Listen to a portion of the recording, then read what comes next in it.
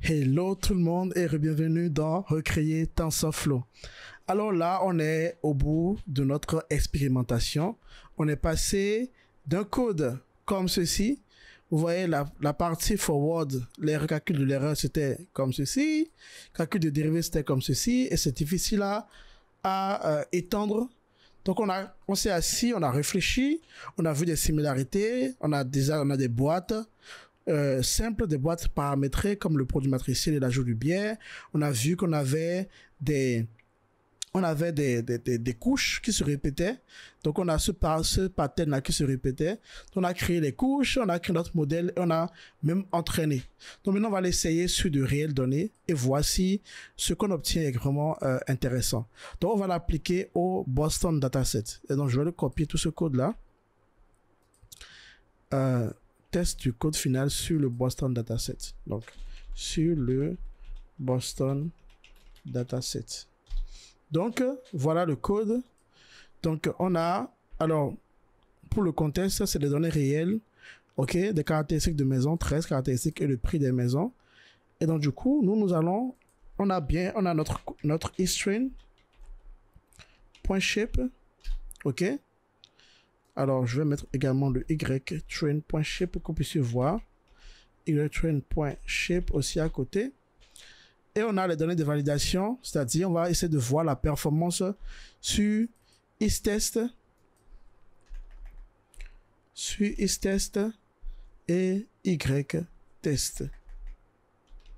Voilà. OK? Très bien. Maintenant, on va entraîner notre modèle.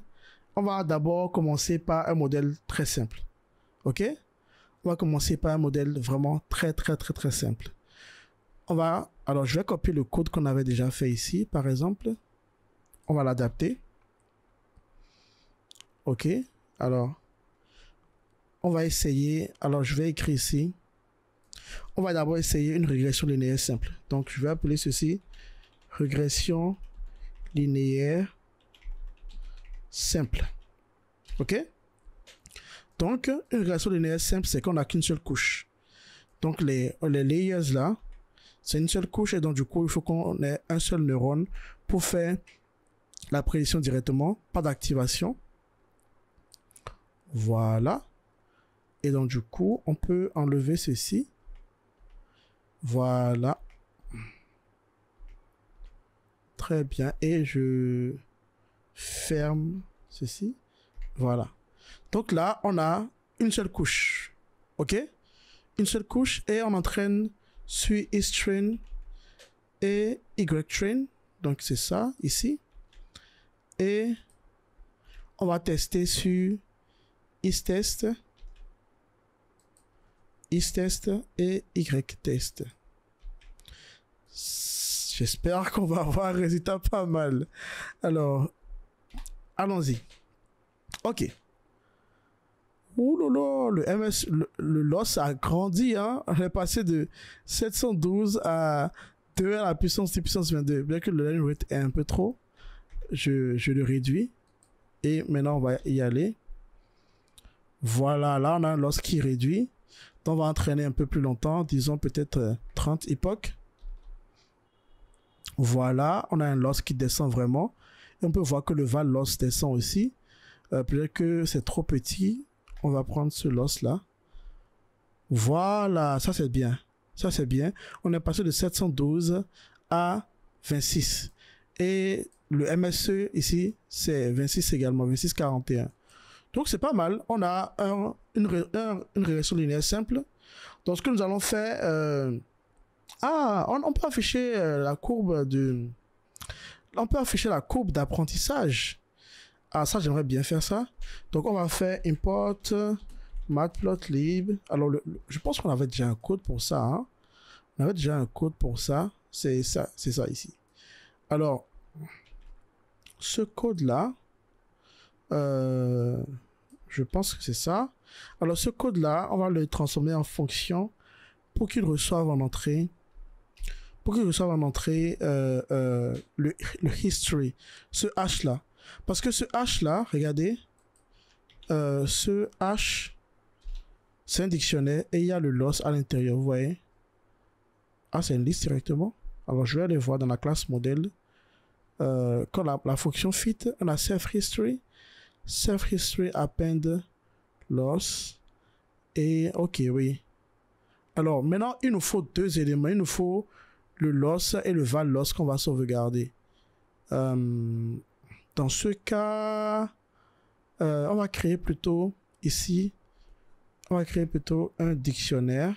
Ok. Et on va avoir self history.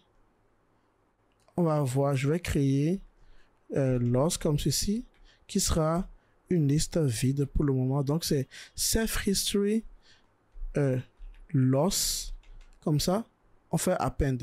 Maintenant, if validation data, donc je vais avoir un truc if validation data aussi ici. Donc, if validation data, on va ajouter à history, self history, on va créer un val loss, qui sera une liste vide également. Et donc, du coup, on peut faire ceci, self history. Une fois qu'on a calculé le val loss là, on peut faire, voilà, on peut faire ça. Et je mets val loss à l'intérieur, val loss ici. Et on met le val loss à l'intérieur. Donc, du coup, on aura deux listes, le loss et le val loss. Donc, si j'exécute, quand on revient ici, je fais ça, j'ai mon hash. Voilà, on a un entraînement. Quand j'exécute hash, ok, alors, vous voyez, on a loss. Et si je vais bien en bas, on aura val loss aussi. Voilà, val loss qui est là. Très bien. Donc, alors, je vais juste faire hash.keys tout simplement pour ne pas tout afficher. Vous voyez, on a loss et val loss. Donc, ce que nous allons faire, c'est que nous allons créer une fonction qui s'appelle def plot learning curve. Ok, learning curve, qui prend le hash, bien le history. Et donc, du coup, quand il le prend, qu'est-ce qu'il en fait? Tout d'abord, il doit savoir combien d'époques. Le nombre d'époques, c'est la taille de. C'est la taille c'est la taille. Donc, du coup, au lieu de list range, ce sera range de la taille plus 1 du coup. Ouais, la taille plus 1. Non? Puis, puisqu'on va afficher à partir de 1, époque 1. Donc, du coup, ici, j'aurai len de history loss. Bon, n'importe lequel. Hein. Donc, là, on a le loss et on a d'abord les X. Et dans ici, le history loss. Voilà. Puis ensuite, on fait la même chose pour la validation. Voilà. Et ici, bon, ici, on peut laisser ça comme loss, hein, mais c'est pas grave. Et c'est là que c'est important. Val loss. Et là, je mets époque, loss. Et là, learning curve. Et c'est bon. Donc, du coup, si je donne... On a un problème. Ah, 2 points ici. J'ai oublié. C'est bon. Donc, du coup, si ici, je fais plot learning curve et je lui donne le H là, on aura le learning curve. Voilà. C'est beau, hein? C'est parfait. Donc, maintenant, on a essayé une régression linéaire simple. Dans les prochaines vidéos, on va essayer des réseaux de neurones. Alors, ce qu'on a fait là, c'est quoi? C'est qu'on a utilisé une seule couche avec une seule neurone, comme ceci. On a utilisé, voilà notre réseau de neurones. Une régression linéaire simple. OK? Maintenant, dans les prochaines vidéos, on va introduire des couches supplémentaires, plusieurs neurones, OK? Et voir si on arrive à avoir quelque chose de meilleur. Let's go!